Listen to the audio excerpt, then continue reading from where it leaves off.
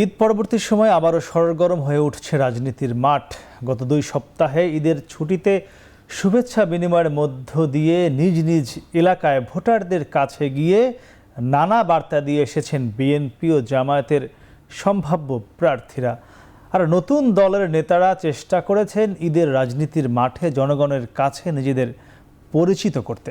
তবে সবাই চেষ্টা করেছেন ভোটারদের মনোভাব বুঝতে, যা বুঝে হয়তো এখন ঈদ পরবর্তী সময়ে নতুন কর্মসূচি ঠিক করবে রাজনৈতিক দলগুলো যখন আগামী নির্বাচন নিয়ে ব্যস্ত, তখন ডক্টর মোহাম্মদ ইউনূসের অন্তর্বর্তী সরকার মনোযোগী বিদেশি কূটনীতি আর দেশে বড় বিনিয়োগ আনার কর্মযজ্ঞে।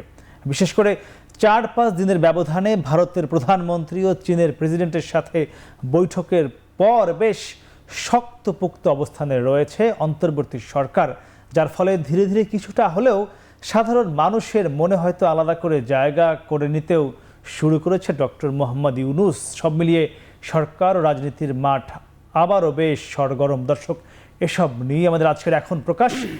আমরা আলোচনার নাম দিয়েছি ঈদ শেষে রাজনীতি। আর এ নিয়ে কথা বলতে আমাদের সাথে আছেন বাংলাদেশ জাতীয়তাবাদী দল বিএনপির কেন্দ্রীয় কমিটির তথ্য বিষয়ক সম্পাদক আজিজুল বারী হেলাল, আছেন জাতীয় নাগরিক পার্টির সিনিয়র যুগ্ম আহ্বায়ক আরিফুল ইসলাম আদিব ও রাজনৈতিক বিশ্লেষক আশরাফ কায়সার। আপনাদের সবাইকে স্বাগত। হেলাল ভাই, একটু আপনার কাছে যেতে চাই।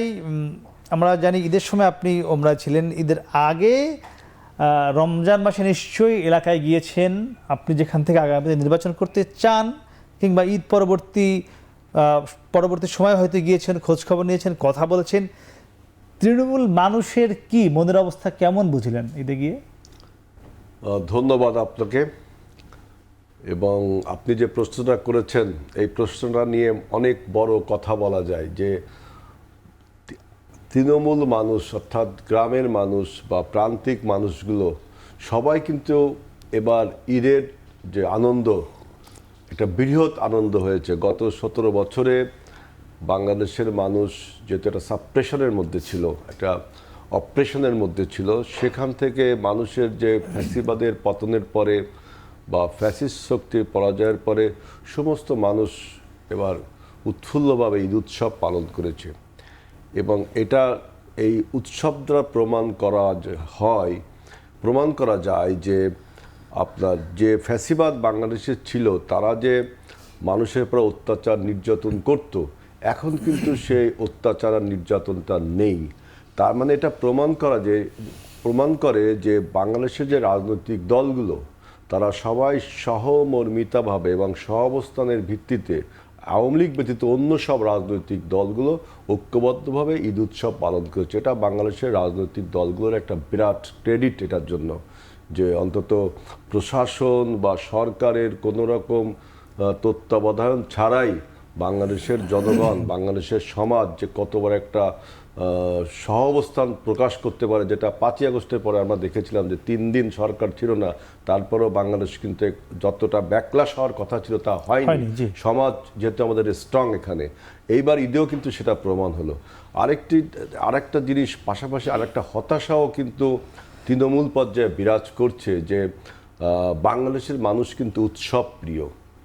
ভোটও কিন্তু একটা উৎসবের মতো জিনিস, এবং এই ভোট উৎসব থেকে যেহেতু গত 17 বছর মানুষ বঞ্চিত ছিল, সেই ভোট আদৌ কখন হবে হবে কি না, হলে কিভাবে হবে, এই নিয়ে একটা ধোঁয়াশা কিন্তু মানুষের মধ্যে রয়েছে, একটা অনিশ্চয়তা রয়েছে।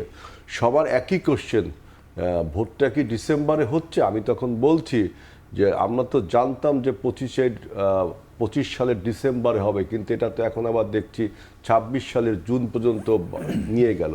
সুতরাং মানুষের মনে প্রশ্ন জাগছে যে আসলে বর্তমান যে তত্ত্বাবধায়ক অন্তর্বর্তীকালীন সরকার, তারা কি আসলে ভোটটা কবে করছে? মানুষের এই প্রশ্নটা, এই সংশয়টা কিন্তু রয়েছে। সাধারণ মানুষের, আমি সমস্ত মানুষের কথা বলছি। ঈদের জামাত তো শুধু বিএনপি পড়ে না, সবাই পড়ে।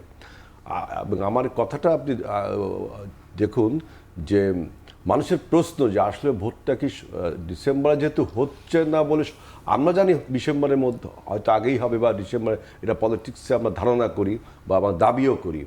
কিন্তু ডক্টর ইউনূস যখন বলছেন যে ডিসেম্বর টু জানুয়ারি, এতদিন শুনতাম আমি 25শে ডিসেম্বর, মানে 25 সালের ডিসেম্বর, এখন যদি ডিসেম্বর টু জানুয়ারি শিফট হয়ে গেল ডিসেম্বর 26-এর জুন মাসে। তারপরে একই সাথে আরেকটা পাল্টা প্রশ্ন জনগণ করে যে আসলে এই সরকার এখনো কিন্তু তার মেয়াদ কতদিন, সে কতদিন থাকতে চায় তাও কিন্তু পরিষ্কার করেনি। এই সব মিলে এরকম নানান প্রশ্ন নিয়ে মানুষের মধ্যে একটা হতাশা আসে যে মানুষ উৎসব প্রিয় বাংলাদেশের। আমি আবার ফিরবো আরিফুল ইসলাম আদিব, আপনার নেতারা দেখলাম যে কেউ গাড়ি বহর নিয়ে ঈদ করেছে, কেউ আবার ভ্যান বহর নিয়ে ঈদ করেছে, কেউ মোটর বাইক বহর নিয়ে ঈদ করেছে। কি মনে হয় আপনাদের নেতারা, নবীন নেতারা কতটুকু পরিচিত হতে পারলো গ্রামে গঞ্জে গিয়ে? প্রথমে আপনাকে ধন্যবাদ এবং একই সাথে যারা দেখছেন সবাইকে ধন্যবাদ জানাই জাতীয় নাগরিক পার্টির পক্ষ থেকে। আমার সাথে আছেন বিজ্ঞ সহ আলোচকবৃন্দ, তাদেরকেও শুভেচ্ছা। ঈদের পর মানে আমাদের দল আত্মপ্রকাশের দুদিন পরেই পবিত্র রমজান শুরু হয়েছে এবং এই রমজানটা আমাদের এর জন্য একটা আশীর্বাদ স্বরূপই হয়েছে এবং রোজা উপলক্ষে শহীদদের জন্য দোয়া, বিভিন্ন জায়গায় দোয়া মোনাজাত এবং ইফতার মাহফিলগুলো হয়েছে। প্রায় 200 থেকে 300 উপজেলায় আমাদের এই ইফতার মাহফিলগুলো হয়েছে, সাংগঠনিক মত বিনিময়। আর ঈদ উপলক্ষে যেটা হচ্ছে যে বাড়ি ভাই যেটা বলে দিয়েছেন যে আসলে গত 17 বছরের পরে মানে এইরকম একটা ঈদ যেটা আসলে মানে সবার জন্য একেবারে উন্মুক্ত, মানে একেবারে যেটাকে ভিতর থেকে ফিল করা, মানে পরিবারের সাথে দেখা সাক্ষাৎ করা, কিংবা আগে দেখা গেছে যে যারা বিরোধী দলের রাজনীতি করতো ঈদে বাড়ি তো দূরের কথা, মানে টেনশনে থাকতো, জেলে থাকতে হতো, অনেকে জেলে ছিলেন।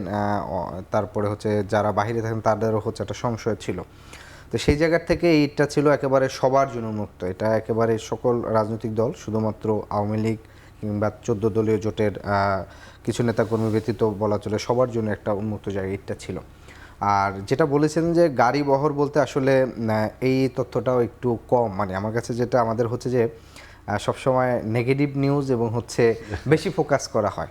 কারণ আমাদের ঈদে প্রায় 80 থেকে 90 জন নেতৃবৃন্দ যারা নিজ উপজেলায় গিয়ে ঈদ উদযাপন করেছেন, সেখানে শুধু একজন গাড়ি বহর নিচ্ছে। না, আমি তো বলেছি ভ্যানের বহর বলেছি, বাইকের বহর বলেছি। গাড়ি বহর বললে তখন একজন আপনার গাড়ি বহর নিয়ে গেছে, সার্জিস আলম, তিনি গিয়েছেন, তার সক্ষমতা আছে, তিনি গিয়েছেন। বাকিরা কিন্তু সর্বোচ্চ ভ্যান, যে এলাকার বাহন বা মোটর সাইকেল বা এবং অধিকাংশ নিজেদের মতন করে গিয়েছেন, যারা কোনো বহর ছাড়াই। ওখানে গিয়ে মূলত শহীদ পরিবারদের সাথে সাক্ষাৎ করা, এলাকার গণ্যমান্য যারা ব্যক্তি আছেন তাদের সাথে মত বিনিময় এবং সাংগঠনিক মত বিনিময়, সবগুলোর সাথে তাদের সাথে মিশছেন, কথা বলছেন। তো সেই জায়গার থেকে আমার কাছে যেটা মনে হয়, এটা যেভাবে শুধুমাত্র একজনকে ফোকাস করে বলা হয় যে গাড়ি ভর মানে 80 জন গাড়ি ভর গেছে, এইটা একটা আমাদের জন্য বিব্রতকর হয়। আর যেটা যে তৃণমূল মানুষের ভিতরে উচ্ছ্বাস আসে এবং আমাদের যেহেতু একটা অভ্যুত্থান পরবর্তী প্রথম ঈদ, ফলে অভ্যুত্থানে যারা সামনে থেকে নেতৃত্ব দিয়েছে, অভ্যুত্থানের প্রতি সাধারণ তাদের মানুষের একটা জনপ্রত্যাশা অনেক বেশি। হেলাল বলছিলেন যে মানুষ হতাশা রয়েছে নির্বাচন নিয়ে, আপনারা কি দেখেছেন? না, হতাশাটা আমার কাছে মনে হচ্ছে যে গত 1 মাস আগে হতাশাটা যতটুকু ছিল, কিন্তু গত 1 মাসের সরকারের দ্রব্যমূল্যটা বিশেষ করে নিয়ন্ত্রণ ভালো রাখতে পেরেছে এবং একই সাথে কিছু আন্তর্জাতিক সফলতা তার পালকে, মানে নতুন পালক যুক্ত হয়েছে। ফলে যেটা এটাও অনেকে প্রভাবিত করেছে সাধারণ মানুষকে, যে ডক্টর ইউনূস তিনি দেশের পরিস্থিতি সামাল দেওয়া পাশাপাশি বাহিরের। কিন্তু এখানে সবচেয়ে বেটার যেটা হয় যে এখানের সরকারের মধ্যে আমরা যে সংকটটা বা যেটা দেখি, সেটা যে কালেকটিভভাবে সরকারের ভিতরে একটা সমন্বিত অ্যাপ্রোচ নেই। এটা সবচেয়ে দুঃখজনক বিষয়, যে সরকারের পক্ষ থেকে যে একটা সমন্বিত সকল রাজনৈতিক দলগুলোর নেতৃত্ব, এর বাহিরে পেশাজীবী শ্রেণী পেশার যারা আছেন প্রতিনিধি, তাদের সাথে এবং ছাত্র প্রতিনিধির সাথে একটা সমন্বিত উদ্যোগ নিয়ে যে একটা মানে যতদিনই থাকুক একটা রোড ম্যাপ করা, যে আমার এই বেসিক সংস্কারগুলো আমি করেই আমার আমরা নির্বাচনের দিকে যাব। তো সেই জায়গাটা আমার কাছে মনে হচ্ছে যে সমন্বয় দরকার। আশরাফ ভাই, একটু আপনার কাছে আসতে চাই, অন্যভাবে আসতে চাই। ঈদের জামাতে আপনি দেখেছিলেন যে জাতীয় ঈদগাহ মাঠে প্রধান উপদেষ্টাকে মানুষ হ্যান্ডশেক করার সময় অনেকে এরকম দেখাচ্ছিল 5 বছর 5 বছর, আমি জানি না কেন এভাবে দেখাচ্ছিল। আপনি এবার কিছুদিন আগে ফেসবুকে লিখেছিলেন ইউনূসই আমার আস্থা, আমরা দেখেছিলাম। আবার আমরা দেখেছি ঈদের মধ্যে মানে হঠাৎ করে কেন জানি 15 রোজার পরে একটা ভাইব শুরু হলো ইউনূসের প্রতি, এগুলো কি মানে এগুলো কি কৃত্রিমভাবে করানো না আসলেই? আমার মনে হয় কৃত্রিমভাবে না। দেখুন, বাংলাদেশের মানুষ কিন্তু অনেক রাজনীতি সচেতন, তারা আপনার রাজনীতির ভেতরটাও দেখতে পারে। প্রফেসর ইউনূস যখন দায়িত্ব নেন এবং তার ক্যাবিনেট শক্তিশালী হয়নি, অবসরপ্রাপ্তদের নিয়ে করা হয়েছে, তারা অথর্ব, অসার, তারা প্রেমিক সরকার, এগুলো আমিই বলেছি। এনজিও সরকার, এগুলো যা যা বলতে পারে। দেখুন, এখন তো মত প্রকাশের তো দুর্বার স্বাধীনতা আছে। কাজেই আমি যখন বলেছি, আমি বলেছি ভরসা, ইউনূসে আমার ভরসা, আস্থা বলিনি। আস্থা আগের জন তার দলের লোকদের নিয়ে বলতো, তো ওই জন্য কিছু শব্দ থেকে তো আমরা এখন চরমভাবে বঞ্চিত। চেতনা, আস্থা, এগুলা থেকে আমরা কেয়ারফুলি দূরে থাকি, কারণ অতীতের প্রোপাগান্ডায় এগুলো নষ্ট করে ফেলা হয়েছে। ভাষা কিন্তু দারুণভাবে ক্ষতিগ্রস্ত হয়, কুশাসনে ভাষা ক্ষতিগ্রস্ত হয়। হ্যাঁ, এখন ওই ধরেন একসময় গত 7 মাসে আমি অনেকভাবে সরকারকে প্রশংসা করেছি, সমালোচনা করেছি, তিরস্কারও করেছি, আমাদের এবং এখানেও করেছি। আমরা দেখতে পেয়েছি যে সরকারটিতে সমন্বিত কোনো ব্যাপার আমরা ঘটতে দেখিনি। সরকারের ভেতরেও 2-3টি গ্রুপের অস্তিত্ব আমরা টের পেয়েছি, এবং কেউ কেউ উপদেষ্টারা তাদের ব্যক্তিগত আলাপে এটি বলেওছেন। আর আমরা যেভাবে এককাট্টা হয়ে সরকারটিকে পলাতকদের ব্যাপারে আচরণ করতে দেখতে চেয়েছিলাম, সেটি আমরা করতে দেখিনি। হয়তো সরকারটি অনেকটা ভদ্র মানুষের সরকার, সুশীল সরকার, এই কারণে হয়েছে। কিন্তু গত 1-1.5 মাসে আমরা প্রফেসর ইউনূসকে দেখতে পেয়েছি যে একজন বিশ্বের চিন্তক থেকে একজন সরকার প্রধান বা রাষ্ট্রনায়ক হয়ে ওঠার যে প্রবণতাগুলো, সেগুলো তার মধ্যে ফুটে উঠতে শুরু করেছে। সেখানে তার পরিষদবর্গ কিন্তু এখনও আগের মতোই পাস মার্ক পেতে খুব সংকটে আছে।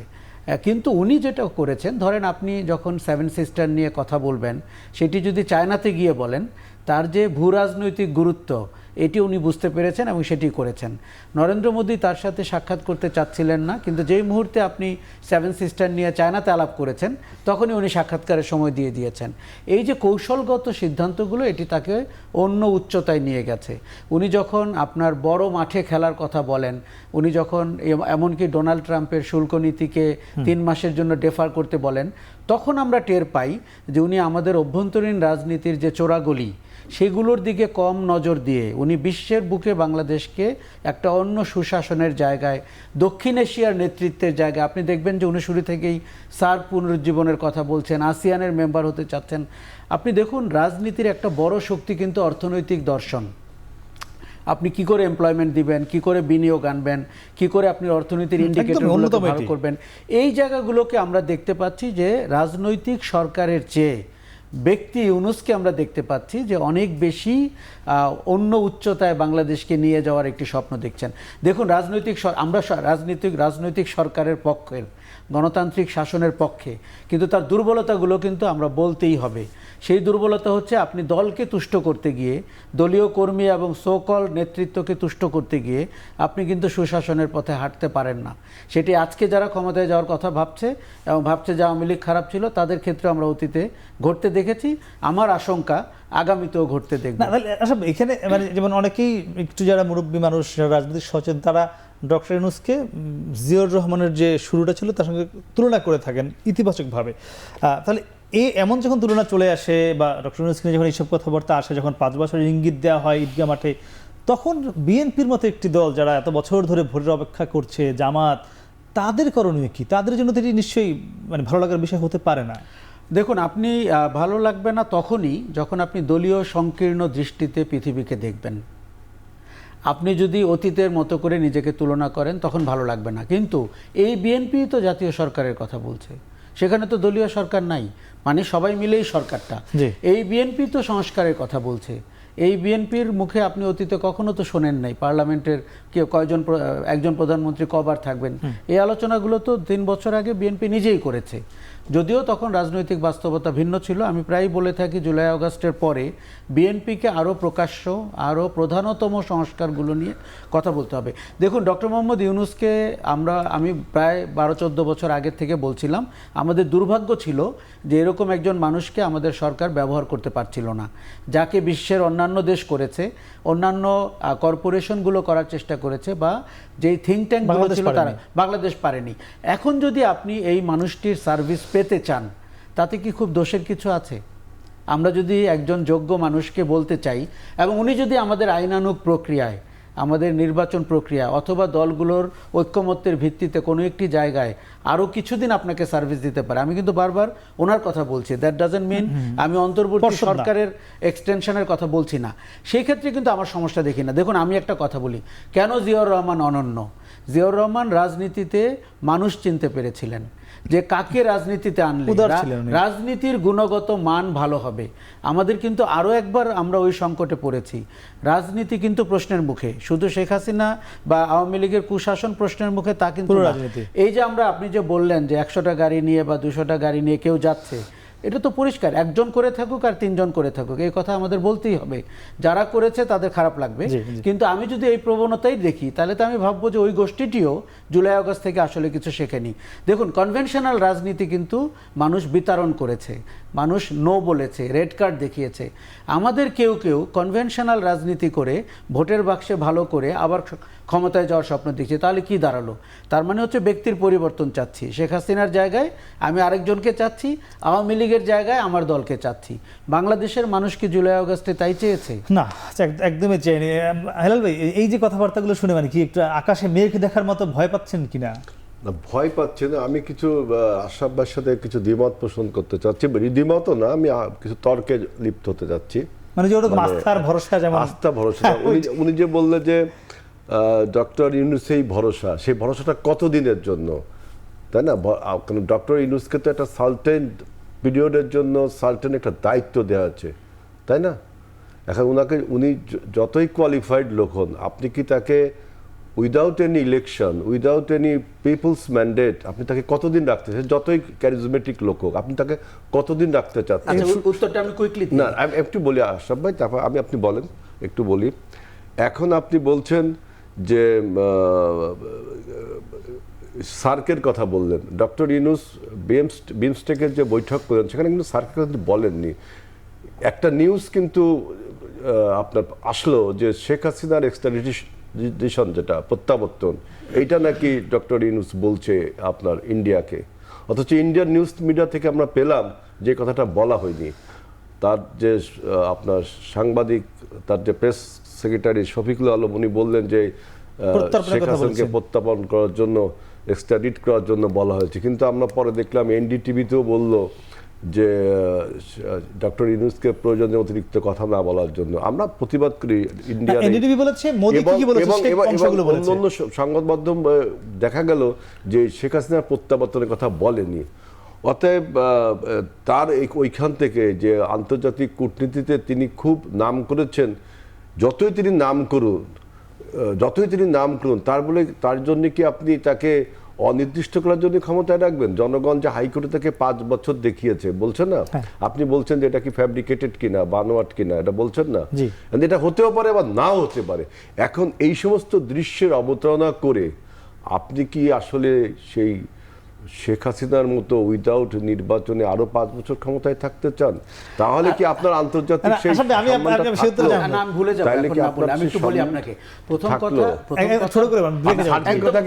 বলছেন বলেন, দেখেন বিমস্টেক কিন্তু সার্কের অল্টারনেটিভ হিসেবে, সার্ককে মানে ধ্বংস করার জন্য। সার্ক তো আমাদের বাংলাদেশের প্রেসিডেন্ট জিয়াউর রহমানের উদ্যোগের ফলে সার্কের অনেক অর্থনৈতিক গুরুত্ব, অনেক গুরুত্ব আছে। এইটার কাউন্টারে বিমস্টেক হলো, তাই না? আমি কুইকলি কয়েকটা কথা বলি। একটা হচ্ছে যে আমরা অনির্বাচিত সরকারের আয়ু যত কম হয় ততই মঙ্গল, এটা বলছি। এমনকি নির্বাচিত সরকার যত খারাপই হোক, তার প্রতি আমাদের আস্থা আছে। আচ্ছা, ইউনূস সাহেবের ব্যাপারে ভারত প্রথম থেকে যে প্রোপাগান্ডা করছিল, আজিজুল বারী হেলাল সর্বশেষ যে উদাহরণটি দিলেন, সেইটা ওই প্রোপাগান্ডারই অংশ। ওনারা কি আলাপ করেছেন, এনডিটিভি এবং দ্য হিন্দু এবং স্টেটসম্যান ভারতীয় পার্সপেক্টিভ আপনার সাথে বললাম, তার কিন্তু একটি বর্ণ বাংলাদেশ পার্সপেক্টিভ আমি খুঁজে পাইনি। শফিকুল আলম মিথ্যা বলেছেন বা গভর্নমেন্ট মিথ্যা বলছে, এরকমটি ভারতীয় মিডিয়া যখন বলে, আমার তুমুল সন্দেহ হয় যে ভারতীয় মিডিয়া মিথ্যা বলছে কিনা। কাজে আমার কোনো কারণ নাই ভাবার মানে ভারতীয় যে মিডিয়ার কথা শুনতে গেলে মনে right- হবে যে ইউনূস চুপ করেছিলেন পুরো ভারতীয় বৈঠকে। মিডিয়া রাইট, আমরা রং, এটি ভাবার কোনো কারণ নাই। কেননা আমরা শুধু রিপাবলিক টিভি ভারত কি উত্তর দিল সেটা আমাদের সরকার তো আমরা শুধু বলেনি। রিপাবলিক টিভি না, আমরা হিন্দু এবং ইন্ডিয়া আর টুডে আশরাফ ভাই, যখন ভারত কি উত্তর দিল এটা আমাদের না, সরকার এটা তো আমাদের বলেনি। জানার অধিকার আছে। এটা তো বলেনি তো আচ্ছা, সরকার। দ্বিতীয়ত তাহলে আমরা বলি, কি ভাববো? এটা তো উনি যে বলেনি। বলছেন যে সার্ক নিয়ে বলেননি, আমি কিন্তু বলিনি, বিমস্টেকে গিয়ে উনি বলেছেন। উনি ওথ নেওয়ার আগে সেভেন সিস্টার নিয়ে হ্যাঁ, ওইটা বলেছেন, বলছে। উনি ওথ নেওয়ার আগে সার্ক নিয়ে বলেছেন। এই কথা কিন্তু আমাদের ভুলে গেলে হবে না। আর যে কারণে আমি ভরসার কথা বলেছি, দেখুন একটা সরকারের বিরুদ্ধে যত ধরনের প্রোপাগান্ডা হওয়া সম্ভব, আওয়ামী লীগ তাই করছে, পলাতকরা জি, জি। তাই করছে, খুনিরা তাই করছে, ইন্ডিয়া তাই করছে। একটি দেশ এত প্রোপাগান্ডা করতে পারে একজন প্রতিবেশী দেশের ব্যাপারে ইতিহাসে আমরা কখনো দেখি নাই। সেই সময়ে আমরা শুধু ভীরু ভীরু মনে আমার নির্বাচন নিয়ে উনি কি ষড়যন্ত্র করছে কিনা এই ভেবে তাকে আমরা সমর্থন করব না, কেন আমরা এবং প্রতিবাদ তাকে আমরা করছি তো। সন্দেহের চোখে দেখব। ডক্টর ইউনূস সরকার কি ভারতের এই প্রোপাগান্ডা, বাংলাদেশ বিরোধী প্রোপাগান্ডায় একটা কূটনীতিক বার্তা দিল, এবার বিমস থেকে নাকি কথা বলছে, তাও তো মিথ্যা সত্যের একটা বিষয়। কিন্তু একমাত্র দল বিএনপি ভারতের এই মানে এই অপপ্রচারের বিরুদ্ধে আমরা দেখেন ওদের এম্বাসিগুলো ঘেরাও করেছি, আমরা সীমান্ত রোড ম্যাপ করছি, তিস্তা পয়েন্টে আমরা ওদের বিরুদ্ধে বলছি। করেছেন। গতকালকেও আমরা যে ওয়াকফ আইনের ফলে ওখানে যে একটা সাম্প্রদায়িক দাঙ্গার মতো অবস্থা, তার বিরুদ্ধে গতকালকে আমরা বলেছি। হ্যাঁ, এটা আর কোনো সব- রাজনৈতিক সব দল দলই এমনকি দিয়েছে। এই সরকারকে কিছু বললো, জি। সুতরাং ওই জি, ট্যাগ আমাদের দেওয়া হেলবে, যাবে আমি না। ফিরবো। ইন্ডিয়ার আদি, বিরুদ্ধে একটু জানতে প্রতিবাদ চাইবো যে আমরাই আপনার কাছে, করেছি প্রথম। মানে এই যে 5 বছরের বেশি আলোচনা হচ্ছে, মানে এটা দেখে আপনারা কি আকাশে মেঘ দেখছেন না আপনারা উল্টো সূর্য দেখছেন? আমি সেটা তো না, জানবো। এখানে তবে দর্শক আমাদের ছোট জন্য মেঘ, বিরতি, সূর্য ফিরছি একটু কোনোটাই পরে, না, সঙ্গেই থাকুন। আমরা-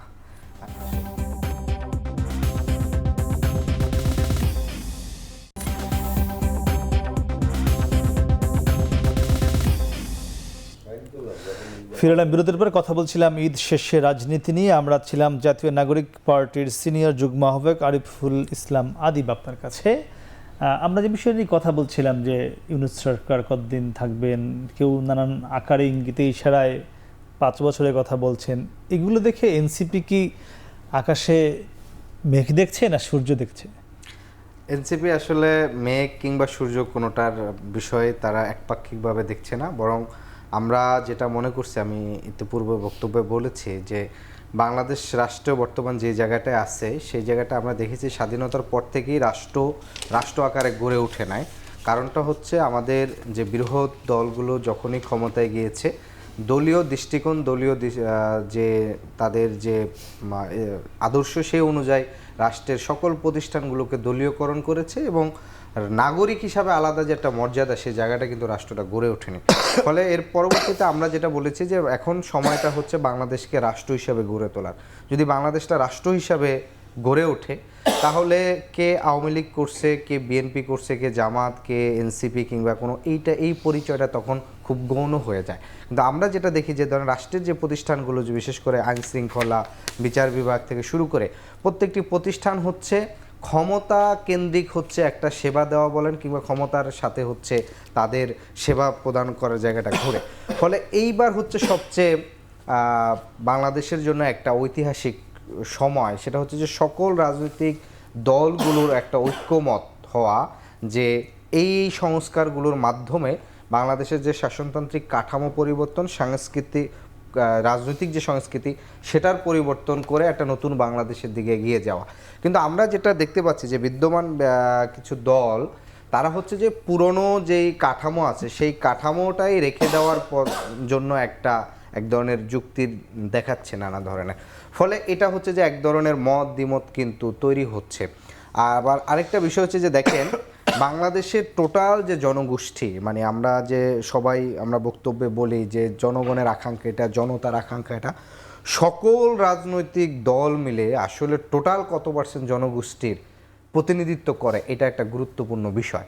কারণ অভ্যুত্থান যেটা হয়েছে, অভ্যুত্থানে কিন্তু আমি স্পষ্ট করে বলেছি যে অভ্যুত্থানটা হচ্ছে বড় 3টা অংশের। একটা ছিল সকল রাজনৈতিক দল মিলে একটা অংশ, সাধারণ সকল শ্রেণী পেশার মানুষ একটা অংশ, এবং শিক্ষার্থীদের একটা, 3টা অংশের। কিন্তু সেক্ষেত্রে আমরা বলতে পারি যে সকল রাজনৈতিক দলের আসলে কত % প্রতিনিধিত্ব করে। এই যে ঈদগাহ মাঠে যারা ইউনূসকে তার সাথে একটু হাত ছুঁতে চেয়েছেন কিংবা বলেছেন 5 বছর বলেন, তারা আসলে কোনো রাজনৈতিক দল কিংবা আমার কাছে এটা কোনোভাবে মনে হয় না। কারণ আমি নিজে জাতীয় ঈদগাহে নামাজ পড়েছি, দেখেছিলাম ওনার বক্তব্যের সময় মুসল্লিরা যেভাবে রেসপন্স করতেছিলেন এবং হচ্ছে প্রতিটা কথায়, এটা আসলে বাংলাদেশের এইরকম রাষ্ট্রপ্রধানের সাথে সাধারণ জনগণের যে অ্যাটাচ ফিলটা এটা এরা পূর্বে এরকম হয়নি। ফলে নাগরিক পার্টির অবস্থানটা হচ্ছে তারা কোনোভাবেই 5 বছর কিংবা হচ্ছে একেবারেই আবার হচ্ছে ডিসেম্বর বিষয়টা এই জায়গাটা না। আমাদের কথাটা হচ্ছে কাঠামোগত পরিবর্তনের জন্য, স্থায়ী সমাধানের জন্য যেই পরিবর্তনগুলো দরকার সেটা রাজনৈতিক দলগুলো ঐক্যমত হলে 6 মাসই সম্ভব। তবে আপনারা সম্প্রতি জাতীয় নাগরিক পার্টির যে পেজ সেখানে একটা রিপোর্ট প্রকাশ করেছেন, শিরোনাম ছিল নতুন বাংলাদেশ পুরনো বিএনপি। সেখানে আপনারা বলেছেন যে 7 আগস্ট থেকে 31 মার্চ পর্যন্ত বিএনপির অন্তঃকন্দলে 70 জন নিহত। হ্যাঁ 70 জন নিহত হয়েছে। এবার এটার কি সোর্স, কিভাবে করলেন এটা? এটা হচ্ছে বিভিন্ন গণমাধ্যমে যে প্রকাশিত 70 জন নিহত, আর তো দল আছে। যে প্রকাশিত যে তথ্য সেটার বিশ্লেষণ করে এই রিপোর্টটা হয়েছে। মানে এটা একটা খুবই দুঃখজনক যে দেখেন আমরা তো আগে একসাথে যুগপৎ আন্দোলনেও ছিলাম, যদিও বিএনপির অনেক নেতৃবৃন্দরা এই অভ্যুত্থানের যারা মুখ তাদেরকে ভাবে যে শুধু 36 দিনের আন্দোলন, কিছু আসলে 36 দিন না। যদি প্রিভিয়াস হিস্ট্রিগুলো দেখে তাহলে বুঝবে যে আমাদের বোঝার মানে রাজনৈতিক বোঝাপড়ার জায়গা থেকেই হচ্ছে আমাদের রাজনৈতিক সচেতনতা এবং রাজনৈতিক মহলে আমাদের পদচারণা। সেই জায়গাটা থেকে একটা বিষয় এখানে আপনি যেটা বলছেন যে 28 অক্টোবর সম্ভবত এক দফা দেওয়া হয়েছিল যুগপৎ থেকে। সে 28 অক্টোবর থেকে 7 জানুয়ারি আগ পর্যন্ত টোটাল এক দফা হাসিনা বিরোধী আন্দোলনে নিহত হয়েছিল 27 জন, একজন সাংবাদিক সহ। এর ভিতরে বিএনপিরই প্রায় 21-22 জন, অন্য দলের 1-2 জন। আর 5ই আগস্টের পরে হাসিনা পরবর্তী বাংলাদেশে বিএনপির অন্তঃকন্দলে মারা গেল 70 জন। তাহলে হচ্ছে নাকি ফ্যাসিবাদ বিরোধী লড়াইয়ের চূড়ান্ত যে এক দফার যে আন্দোলনটা করলো সেখানে আপনার মারা গেল বিএনপির অন্তত 70 জন মারা গেছে, 28 জন। না এটা বিএনপির না, শুধু মানে ওভারঅল অন্তঃকন্দলে বিএনপি না রাজনৈতিক দলের আমাদের বিএনপির সঙ্গে মারামারি বা কাটাকাটি এগুলো নিয়ে 70 জন রিপোর্ট একটি দিয়েছে। এইটাতে সেই জায়গা থেকে আপনি দেখেন যে পরবর্তী যে অন্তঃকন্দল, মানে এই অন্তঃকন্দলের ফলে যে 70 জন মারা যাওয়া, হতাহতরা বেড়েছে সেটাই বলছেন, এটা অনেক বেশি। মানে আপনার হচ্ছে ফ্যাসিবাদ বিরোধী লড়াই থেকে আপনার এখন অন্তঃকন্দলটা দ্বিগুণ বেশি। এটা কিন্তু একটা গুরুত্বপূর্ণ। হেল ভাই, এই সূত্র ধরে একটু বলতে চাই, যে রিপোর্টটি তারা দিয়েছে সেখানে বলেছে 681টি ঘটনায় এই ধরনের হতাহতের ঘটনা ঘটেছে। আচ্ছা, আমি জানতে চাই তার মানে কি যত সময় যাচ্ছে বিএনপির কি ভোট কমছে কিনা এসব কারণে, মানে এটি আপনাদের মাথায় কি আছে? না দেখেন, বিএনপি একটা বড় রাজনৈতিক দল এবং তার কর্মীর সংখ্যাও প্রচুর, তাই না? যেহেতু গণমানুষের দল, এটা তো কোনো ক্যাডার ভিত্তিক দল না, জামাত ইসলাম বা আপনার কমিউনিস্ট পার্টির মতো এরকম, মানে একটা গণসংগঠন, বুঝছেন? আর অনেক কর্মীও যদি কোনো অন্যায় করে সেটা তাকে তার নামের আগে নেতা বানিয়ে এরকম করা হয়। যাই হোক, এই সমস্ত নিউজের কতটা সত্যতা আছে, কারণ যে সমস্ত নিউজ আমরা পাচ্ছি তার বিরুদ্ধে আমরা ব্যবস্থা নিচ্ছি। আমরা যে ব্যবস্থা নিচ্ছি না তা না, অন্য কোনো রাজনৈতিক দল ব্যবস্থাটা নিচ্ছে না। বিএনপির সাথে পার্থক্যটা এইখানে যে বিএনপি ব্যবস্থা নিচ্ছে এবং এই ঘটনাগুলোকে অ্যাড্রেস করছে, অ্যাকসেপ্ট করছে, ডিনাই করছে না। অন্য রাজনৈতিক দল ডিনাই করছে, অ্যাকসেপ্টই করছে না, মনে হচ্ছে সব দুধে দেওয়া তুলসী পাতা। আমি এখন যে কথাটা বলতে চাচ্ছি, দেখেন যে আপনারা বলছে ডক্টর ইউনূস যতই ক্যারিজমেটিক সরকার হোক, তিনি যদি বিভিন্ন ক্যারিজমা প্রদর্শন করে দীর্ঘদিন ক্ষমতায় থাকতে চায় তাহলে সেটা জাতির সাথে তামাশা করা হবে না? তাহলে কি আমাদের গণ অভ্যুত্থানের যে চেতনা ছিল, আমাদের মানুষের যে সংবিধানের যে নিয়ম আছে, রাজনৈতিক যে নিয়ম, সেই নিয়ম বহির্ভূতভাবে তিনি ক্ষমতায় থাকছেন? মানুষ মারা যাচ্ছে, মানে এতে বিএনপির ভোট কমে যাচ্ছে, মানে এই জন্য কি বিএনপি দ্রুত নির্বাচন চাচ্ছে? এই জন্য দ্রুত নির্বাচন চাচ্ছে, রাজনৈতিক দলগুলো নির্বাচন চাবে, এটাই স্বাভাবিক। কারণ রাজনীতি মানে কিন্তু ক্ষমতা। আদিব বলল যে ক্ষমতার জন্য, অবশ্যই রাজনীতি করি তো ক্ষমতার জন্য। ক্ষমতা না পারলে আপনি দেশ পরিচালনা করবেন কি? রাজনৈতিক দল গঠনের উদ্দেশ্য কি? দেশ পরিচালনা করা, তাই না? রাজনৈতিক দল তো আপনার এনজিও না, আর রাজনৈতিক দল কোনো চ্যারিটেবল ডিসপেন্সারিও না। রাজনৈতিক দল দেশ পরিচালনা করার জন্য সারা পৃথিবীর রাজনৈতিক দলগুলো এই রাষ্ট্রবিজ্ঞানের রাজনৈতিক দলগুলোর কাজই এই কাজই, সরকার জি। গঠন করবে, এবং সরকার গঠন করার একমাত্র উপায় হলো ক্ষমতায় যাওয়া। ক্ষমতায় যাওয়ার একটাই উপায় নির্বাচন। অর্থাৎ নির্বাচন চাওয়া কোনো না, সেটা ফৌজদারি আপনারা অপরাধ চাচ্ছেনই। না। আশা ভাই, আরেকটি কথা দেখেন, বারবার বলা হচ্ছে যে ইউনূসের প্রতি জনগণের আস্থা বেড়েছে, আপনার ঈদের মাঠে 5 বছর থাকুক সেই দেখাচ্ছে। আমার এখন বলতে ইচ্ছা করছে, শেখ হাসিনার সময় বলা হয়েছিল শেখ হাসিনার সরকার বারবার দরকার। আজীবন দরকার। এখন সে ইউনূসকে, ডক্টর ইউনূস সাহেবের যারা ভক্তগণ আছেন তারা কি এখন এই ফর্মুলা তৈরি করলেন নাকি? আচ্ছা, জানতে চাইলাম যে দেখাচ্ছেন। মানে এই যে মানুষ হতাহত হচ্ছে, বিএনপি একটু আগেও একটি অন্তর্কন্দলে একজন নিহত হলো, মানে এই ভয়েই কি বিএনপি দ্রুত নির্বাচন চাচ্ছে, যে থামানো যাচ্ছে না? বিএনপি একটা অত্যন্ত বড় সংগঠন এবং তার আসলে রাজনৈতিক যে চরিত্র বা যে সংস্কৃতিতে বিএনপি অপারেট করে, তাতে করে সংগঠনের উপরে নেতৃত্বের কন্ট্রোল খুব কম। এবং মূল নেতৃত্ব, আমি প্রায় বলে থাকি, তারেক রহমানের গত 7 মাসের বক্তব্যগুলো আমি মনোযোগের সাথে লক্ষ্য করেছি। কনসিস্টেন্সি আছে, দূরদর্শিতা আছে, সহনশীলতা আছে। নেতৃত্বের গুণাবলীর দিক থেকে উনি অনেক দূর এগিয়েছেন আমার মতে। কিন্তু আমি যদি বিএনপিকে মাঠ পর্যায়ে দেখি, জেলা শহরগুলোতে দেখি, দখলদারিত্বে দেখি, সেখানে আমি হোঁচট খাই যে এই বিএনপি আর তারেক রহমানের বক্তব্যের সাথে মিল পাচ্ছি না। বরঞ্চ পলাতক শক্তির সাথে মিল পাই, যারা নাকি পেশি শক্তি দিয়ে রাজনীতি নিয়ন্ত্রণ করত। এদেরকে দেখে আবার অন্যরা যারা বাজারে নতুন এসছে, তাদেরও একটা ধারণা হয়েছে আমাদেরও পেশি শক্তি শো করতে হবে। তার মানে হচ্ছে পথ প্রদর্শক সামনে যিনি আছেন, তাই তো? আচ্ছা, এখন একটা জিনিস দেখেন আপনি, যে যেনতেনভাবে ক্ষমতায় যাওয়া, এটি তো আমরা বন্ধ করতে চাচ্ছি, এটাতে কিন্তু বিএনপিও একমত। কিন্তু আমি যদি রাজনীতির কোনো গুণগত পরিবর্তন না করে রাজনৈতিক সংস্কৃতির আলোচনাতেও মনে করি, সন্দেহের চোখে দেখি যে লোকগুলো নিশ্চয়ই খারাপ, মানে আচরণ খারাপ, তাহলে কিন্তু তাদেরই ক্ষতি হলো। দেখুন, রাজনৈতিক দলগুলো বারবার এই যে আমাদের গত 54 বছরে যতবার আমরা হোঁচট খেয়েছি, রাজনৈতিক শক্তিগুলোর কারণে খেয়েছি, এই দায়িত্ব তাদের নিতে হবে। তাদের আমলেও আমরা খেয়েছি। 2007-এ তো একবার বিএনপির পরপরই আমরা দেখলাম, এবার একটা আওয়ামী লীগের কারণে ঘটলো। তার মানে আমরা তো রাজনৈতিক শক্তির উপরে বিশ্বাস রাখতে চাই, কিন্তু তারা তাদের গঠন প্রক্রিয়া, তাদের রাজনৈতিক আচার ব্যবহার এবং তাদের সাংগঠনিক কার্যক্রমের কারণে কিন্তু বাংলাদেশ প্রায়ই হোঁচট খায় এবং পিছিয়ে যায়। আমরা যেটা বলতে চাচ্ছি, রাজনীতিবিদরা রাজনীতি করেই দেশ শাসন করবেন। কোন রাজনীতি? এই আলোচনা গত 7 মাসে আপনি শুনেছেন? আমি শুনিনি। দেখুন, তারা সবাই কয়েকদিন পর পর প্রধান উপদেষ্টার কাছে যান এবং গোল হয়ে মিটিং করেন। কোনো একদিন শুনেছেন যে তাদের রাজনৈতিক সংস্কৃতি নিয়ে মিটিং করতে গেছেন? নিজেদের দলে করেছেন? আমি তাও শুনিনি। এখন সরকারের কাছে দাবি দেওয়া করা সহজ, 6টা কমিশন হয়েছে, আরও 5টা হয়তো অতিরিক্ত হয়েছে।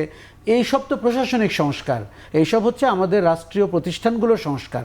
কিন্তু যেই রাজনীতি দিয়ে বাংলাদেশের রাজনীতি বা সরকার পরিচালিত হবে, সেই রাজনীতির চরিত্রটা নিয়ে কথা বলতে গেলে ওনারা সন্দেহ করেন। ওনারা বলেন যে অরাজনৈতিক ব্যক্তিবর্গকে নাকি আমরা ক্ষমতা আনতে চাই। দেখুন, শেখ হাসিনা বাংলাদেশে বিরাজনীতিকরণের মাতা। উনি দোষারোপ করতেন সামরিক বাহিনী বিরাজনীতিকরণ করেছে, এবং উনি ক্লিয়ারলি জিয়াউর রহমানকে দোষারোপ করতেন। কিন্তু আমি মনে করি শেখ হাসিনা যেইভাবে রাজনৈতিক শক্তিকে নষ্ট করে দিয়ে গেছেন এবং তরুণদের মন থেকে রাজনীতিকে বিলোপ করার যে চেষ্টা করেছেন, অথবা ভালো রাজনীতি করার মানুষকে যেভাবে দূরে ঠেলেছেন, কোনো শক্তি অতীতে এতটা প্রকটভাবে কিন্তু করতে পারেনি। আমরা ওই আলোচনাটি করতে চাই। তাতে যদি রাজনৈতিক দলগুলো অস্বস্তি পায় এবং সন্দেহ করে, এটি তাদের সমস্যা। কিন্তু বাংলাদেশের মানুষ, ধরেন যারা রাজনীতি করে না, এমন মানুষের সংখ্যা বাংলাদেশে সংখ্যাগরিষ্ঠ। আমি কথাটা শুনবো, দর্শক তারা একটা ছোট্ট বিরতি, একটু পরে সঙ্গে থাকুন।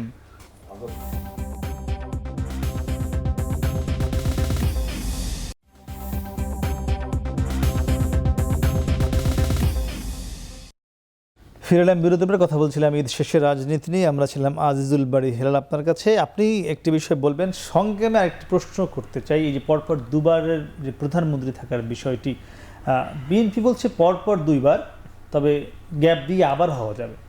আর ঐক্যমত কমিশন যাচ্ছে তার না, বিএনপি সেটা বলেনি। বিএনপির 31 দফা দেখলে আপনি বলবেন 2বার হলে সে আর হতে পারে। বিএনপি এটাই বলে না, বলছে বিরতি দিয়ে আবার হবে। কোনো গ্যাপ থাকতে পারে। বিএনপি বলছে যে 31 দফা যে সংস্কার, বিএনপি বলছে যে 2বার পরপর থাকা যাবে, কিন্তু পরে আবার গ্যাপ দিয়ে থাকা যাবে। দুটো বিষয় আপনি বলবেন। জি, আমি যেটা বলছি যে দেখেন, যে বিএনপি এই জিনিসটা প্রথম আনছে যে 2বারের বেশি প্রধানমন্ত্রী হতে পারবেন না। এখন আপনি যেটা বলছেন যে পরপর 2বার, তাহলে এটা আমার গ্যাপ থাকে। আমি যেটা জানি যে বিএনপি 31 দফা করে, আমি সাধারণ যেটা- মানুষও আপনাদের তো এটাই 31 মনে দফা করেছিল করে যেটা প্রথমে আমি বিএনপির বুঝেছি, দফাটি, সেটা আমি- হ্যাঁ, কিন্তু সেটা আমি এখন এই বুঝতে- ঐক্যমত কমিশনের কমিশনে অন্য কথা বলেছে। কমিশনে অন্য কথা কমিশনে বলেছে তারা একদম। রিপোর্ট যেটা আচ্ছা, দিচ্ছে যে আচ্ছা, ঠিক দুইবার আছে। মানে সেটা দাঁড়িয়ে ঠিক আছে। মানে বিএনপি যেটা বলেছিল অনেক রাশিয়ার মতো যে পরপর দুইবার থাকা যাবে না, এরপর আপনি রাষ্ট্রপতি থাকতে পারবেন, যেটা পুতিন থাকছে। যেভাবে থাকতো। এরদোগান। এখন আমার যে বক্তব্যটা এরকম। যে আশরাফ কায়সার ভাই বলছে যে ওনারা যারা সমালোচনা করে আমরা এটা নিতে পারি না, অবশ্যই আমরা নিতে পারি। কারণ কি আমাদের বক্তব্যটা যে আমরা যে তর্ক বিতর্কগুলো করছি, এই তর্ক বিতর্কের ফলে যে পরাজিত ফ্যাসিবাদ তার সমস্ত অপকর্ম কিন্তু লুকিয়ে যাচ্ছে, তার সমস্ত অপকর্ম ঢাকা পড়ে যাচ্ছে। আমরা নিজেরা তর্ক, আমাদের এখন বৃহত্তর একটা ঐক্যের প্রয়োজন, আমরা সেটাই বলছি। আপনারা যারা রাজনৈতিক ভাষ্যকার আছেন, আমরা যারা রাজনীতি করি, আপনারা যারা গণমাধ্যমে কাজ করেন, আমরা সবাই মিলেই তো এই ফ্যাসিবাদকে পরাজিত করেছি। এখন যদি আমরা নিজেরা এই তর্ক বিতর্কগুলো বেশি আমরা করি, আমরা কে আন্দোলনে কত বেশি ছিল, কে অতীতে কি করেছে, আমরা যারা অভ্যুত্থানের শক্তি, তাহলে পরাজিত ফ্যাসিবাদ কিন্তু তার অপকর্ম লুকায় যাচ্ছে। আরেকটি কথা দেখেন, রাজনীতি বিজ্ঞানে তর্ক বিতর্কের প্রকৃষ্ট স্থান হলো সংসদ। আপনি সংসদের বাইরে যে আলোচনাগুলো করছেন, এইগুলো হলো আপনার স্কলার একটা মতামত দিচ্ছেন।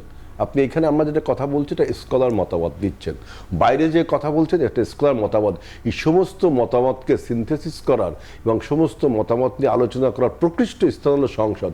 সেই সংসদকে যখন বাইপাস করার একটা সেটি অপচেষ্টাই আমার কাছে মনে হয়। আমরা সেইটা বলছি যে আমি আপনি আবার আপনার কাছে আসবো। তর্ক বিতর্কে আপনি বলছিলেন সংসদে যে আনুন। হেলাল ভাই যে ঐক্যের দরকার, আর 5 আগস্টের পরে এই যে ঐক্য তো ছিল, 5 আগস্টের পুরো বাংলাদেশ একই ছিল, সেখান থেকে ঐক্য বিনষ্ট কারা করলো প্রথম?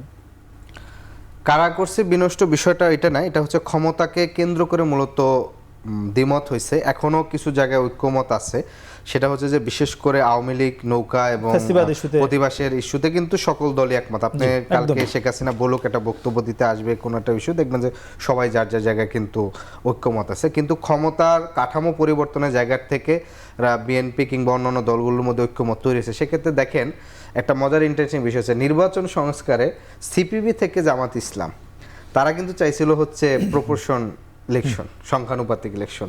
বিএনপি কিন্তু সেই জায়গাটায় তাদের দ্বিমত হয়েছে। আবার লাইফ টাইমে পুরো সর্বোচ্চ 2 বার প্রধানমন্ত্রী থাকা, সেই জায়গায় কিন্তু প্রথম দিকে বিএনপি বললো, কিন্তু সংস্কার কমিশনে তাদের যে প্রস্তাব সেটা হচ্ছে যে পরপর 2 বার থাকার পরে এরপরে গ্যাপ দিয়ে আবার থাকতে পারবে অন্য করা হওয়াটা। এইখানে একটা আমার কাছে যেটা মনে হচ্ছে যে দেখেন বাংলাদেশের 71 সাল পরবর্তীতে সংকটটা হয়েছে কোন জায়গায়, সেটা হচ্ছে যে শেখ মুজিবকে কল্পনা করে সংবিধানটা বানাইছে যে সকল ক্ষমতার উৎস শেখ মুজিবুরের হাতে থাকে, যেন তিনি আইসা প্রথমে রাষ্ট্রপতি পরে আবার প্রধানমন্ত্রী শাসিত করা, নানা ধরনের। আমার কাছে যেটা মনে হচ্ছে যে এই মুহূর্তে হচ্ছে পুরো বৃহত্তর দল হিসাবে জাতীয়তাবাদী দল যে সংস্কার সবকিছু চিন্তা ভাবনা করছে, সেটা হচ্ছে তাদের তারেক রহমানকে চিন্তা করে মূলত এই সংস্কারগুলো করছে, মানে প্রস্তাবনাগুলা যে তিনি সন্তুষ্ট থাকবেন কিনা, কোনটা হইলে তার, কারণ তার বয়স এখন আমি একদমই ক্লিয়ার। আরেকটা প্রশ্ন হলো যে মানে এই যে এনসিপি, আপনারা যে নাগরিক পার্টি, আপনারা যে বন্দোবস্তের কথা বলে আসছিলেন 5 আগস্টের পর থেকে, সেখানে কি আপনারা আছেন? আপনারাও তো গতানুগতিক রাজনৈতিক, আমরা তো সেটাকে দেখছি। অবশ্যই আমরা আপনাদের বিএনপি, জামাত, আওয়ামী লীগ একই স্টেলে রাজনীতি করছেন। একই স্টাইলে না, এটা আপনি মানে আপনি একটু উদাহরণ দেন কেন একই স্টেলে না? জি জি একটু উদাহরণ দিতে পারবেন যে একই স্টাইলে না? অবশ্যই এই উদাহরণ আছে। আপনি বিদ্যমান রাজনৈতিক দল, ধরেন আপনি বিএনপির কোনো একটা প্রোগ্রামে যাবেন, তাদের যে রাজনৈতিক স্লোগান, আপনি স্লোগান শুনলে বুঝবেন না আপনি স্বাধীনতা দিবসে আছেন, বিজয় দিবসে আছেন, নাকি তাদের দলীয় প্রোগ্রামে আছে। এক ব্যক্তি কেন্দ্রিক স্লোগান, এক ব্যক্তিকে কাল করে তাকে সকল ভুলের ঊর্ধ্বে ধরে হচ্ছে সকল কিছু হচ্ছে, এবং তাকে নিয়ে আপনি একটা মন্তব্য করেন যে আজকে আমি মন্তব্য করে আমি বাসায় গিয়ে ঠিকমতো ফিরতে পারবো কিনা, সেটা আমরা দেখি নাহিদ যখন বক্তব্য দেয় পিছনে 20-30 জন দাঁড়িয়ে থাকে। না 20-30 জন দাঁড়িয়ে দেওয়া থাকে এক জিনিস, কিন্তু আমাদের এখানে হচ্ছে যে সমন্বিত লিডারশিপ। আমাদের এখানে নাহিদি এককভাবে সকল কিছুর ঊর্ধ্বে, বিষয়টা এরকম না। আমরা আমাদের নেতৃবৃন্দরা দলীয় ফোরাম এবং দলের বাহিরে জনগণের সামনে তাকে জবাবদিহিতা করায়। আপনাদের সেটা আপনারা দেখছেন যে আমরা এখানে একক কোনো লিডারশিপ না। আমরা কি আগামী বাংলাদেশে বলবেন যে এনসিপি কি করতে চাই বন্দোবস্ত দিতে পেরেছে যে এনসিপিকে সংগঠন হিসাবে নেতৃত্ব- আমরা এখনো স্বকীয় রাজনীতির প্রতিভূ দেখতে পাচ্ছি না। এনসিপিকে বরঞ্চ পুরনো জুতায় পা দিয়ে রাজনীতির প্রথাগত কাঠামোর ভেতর দিয়েই ক্ষমতায় যাওয়ার একটি চেষ্টা বলে এখনো মনে হচ্ছে। নাহিদ বা এরকম দুই একটি ব্যতিক্রমী উদাহরণ আছে, কিন্তু আর উল্টোর উদাহরণটাও আছে। এনসিপি মুখে যত রাজনৈতিক মানে নতুন বন্দোবস্তের কথা বলছে, পুরনো অনেক প্রোগ্রেসিভ জিনিস যেটা অতীতে ঘটে নাই সেগুলো বলছে, কিন্তু সাংগঠনিক কার্যক্রমে তার প্রতিফলন আমরা কম দেখতে পাচ্ছি। দেখুন, আমি দুটি কথা বলি। একটি হচ্ছে যে হেলাল ভাইয়ের সাথে আমি একমত যে আমাদের একটা ঐক্যমত্য থাকতে হবে, এটি নিয়ে কিন্তু কোনো মানে আপোষ নাই। শেখ হাসিনার বিচার, আওয়ামী লীগের রাজনীতি কি হবে, নির্বাচনে অংশগ্রহণ করতে পারবে কিনা, এই সব কিছু নিয়ে কিন্তু কোনো ভিন্নমত থাকার কোনো সুযোগ নাই। যে কৌশলেও ভিন্নমত পোষণ করবে তাকেও আপনি সন্দেহ করবেন, এবং সে আমাদের শক্তি না বা বাংলাদেশের শক্তি না, এটি বলি।